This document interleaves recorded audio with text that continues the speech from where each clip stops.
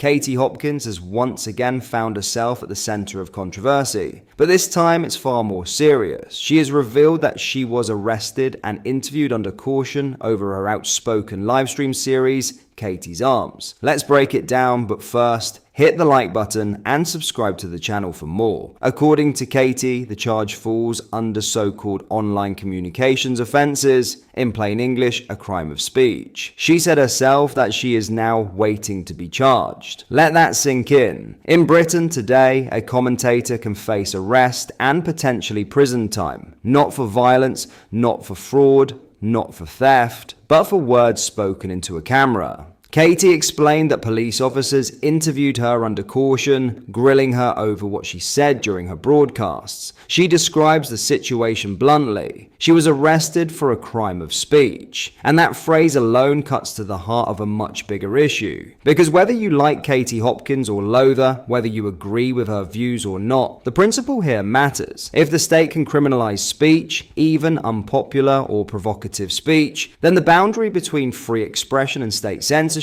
has already been crossed. We need to be clear. Britain is sliding into a world where comedians, commentators, and ordinary citizens are dragged into police stations over words. We have seen it before. People arrested for social media posts, for jokes, for misgendering. Now, Katie Hopkins joins that growing list. And whatever you think of her personally, the precedent should alarm everyone. The reality is this: the authorities call it online communications offenses. But in practice, it means punishing people for saying things the state disapproves of. And once that tool exists, it will never only be used against people like Katie Hopkins. It can be used against anyone. Katie herself has built a career on being blunt, unfiltered, and often deliberately provocative. Katie's Arms, her live stream series, is a place where she has continued to criticize government policy, political correctness, and the erosion of free speech in the UK. That is precisely why she has an audience, and it is precisely why she now finds herself in the crosshairs. She now waits to hear if formal charges will be brought. If that happens, Katie Hopkins could face a criminal trial and potentially prison.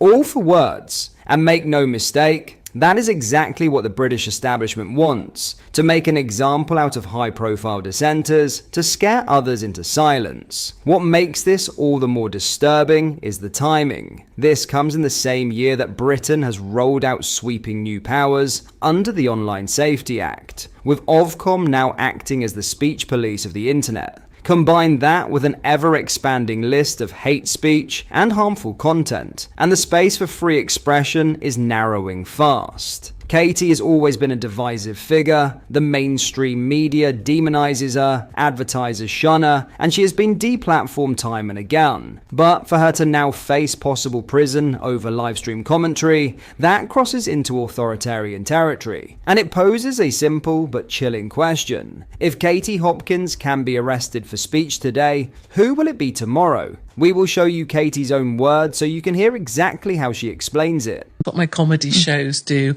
they allow people to laugh at the things you're not allowed to say, because I can just about get away with saying them now in the guise of comedy.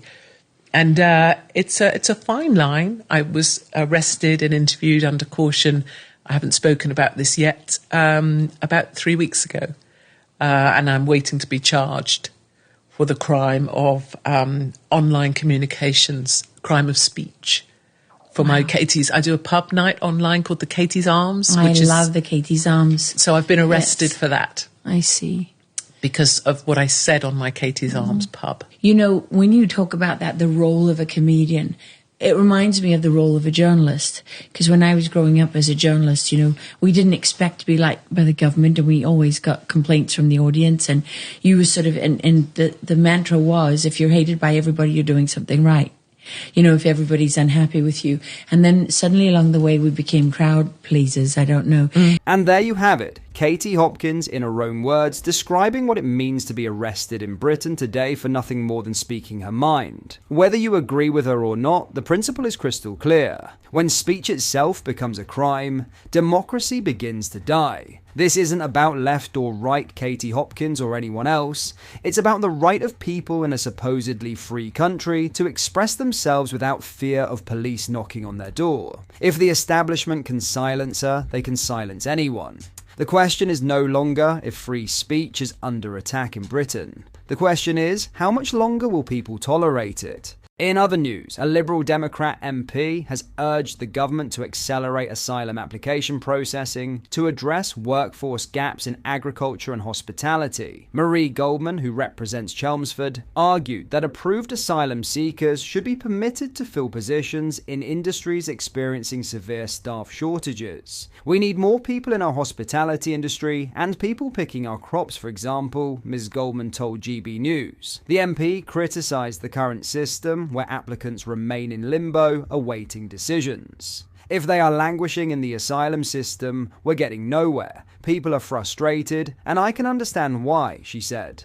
Ms. Goldman emphasised the dual benefit of swift processing. Those without valid claims could be returned promptly, whilst legitimate refugees could contribute economically rather than remaining idle. The Liberal Democrats have proposed treating the asylum backlog as a national crisis requiring emergency measures. The party advocates establishing Nightingale asylum centres, similar to the temporary hospitals created during the pandemic, to expedite processing of approximately 90,000 pending cases. We want to declare a national emergency, Ms. Goldman stated, outlining the party's vision for rapid resolution of asylum claims. The proposal involves significantly expanding processing capacity to clear the backlog within 6 months. Party leader Ed Davey confirmed plans to triple staffing levels dedicated to asylum applications. Under the Liberal Democrat approach, individuals without legitimate asylum grounds would face immediate deportation to their countries of origin. Those with valid claims would receive swift approval, enabling them to enter the workforce and contribute to sectors experiencing critical labour shortages.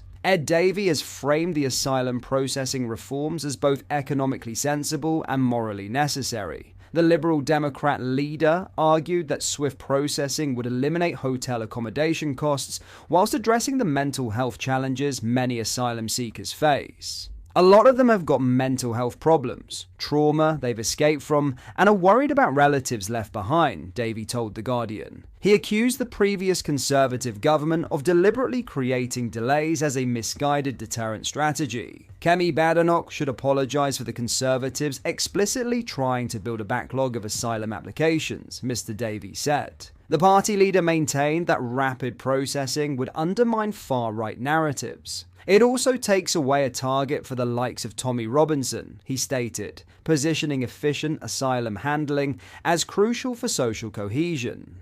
The Liberal Democrats are presenting their immigration stance at their Bournemouth conference this weekend, with Sir Ed Davey pledging to stop the boats through enhanced cooperation with European authorities. The party seeks to distinguish itself from Reform UK's approach, with Davey criticising Nigel Farage's admiration for Vladimir Putin and warning against American-style policies.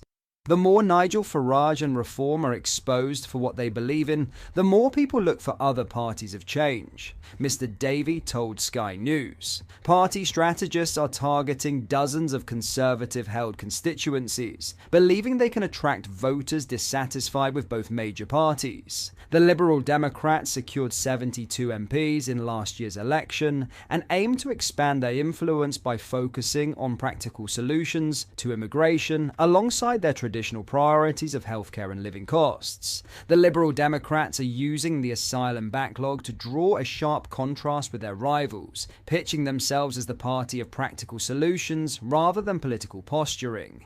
By pledging emergency measures to speed up applications, Ed Davey and his colleagues are framing immigration not just as a question of borders, but as an economic and moral imperative.